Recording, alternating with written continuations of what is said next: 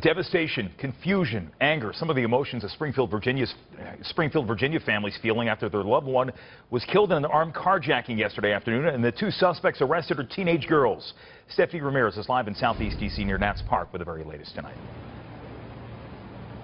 Hey Jim, in this mangled bike rack here, this is where the car had ended, came to a stop, the victim's vehicle, and you can see here just how serious this was yesterday. Now a 13-year-old girl from Southeast D.C., a 15-year-old girl from Fort Washington, both facing armed carjacking charges and homicide charges for what we learned was the death here of a man who we learned was an Uber Eats driver from Virginia, just doing his job. Well, I spoke to the son today of the victim. He was too distraught to talk with us on camera, but the family tells us that victim is 66-year-old Mohammed Anwar of Springfield, Virginia, texting me a statement as well as a link to a GoFundMe page where it says on that GoFundMe page, Mohammed Anwar was a hard-working Pakistani immigrant who came to the United States to create a better life for him and his family.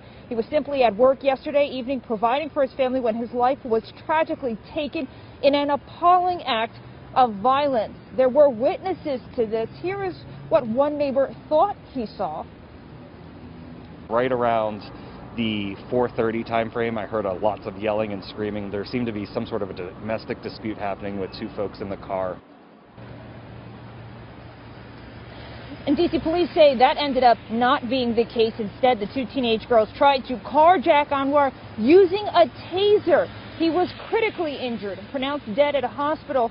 D.C. police say there's been 95 reported carjackings from January to yesterday so far this year, with 68% of the 28 arrests being at least or having at least one juvenile. The two teenage suspects were in juvenile court today. We were told that for a 15-year-old suspect in a very serious charge, the D.C. Attorney General can petition to have the suspect here moved to the adult system.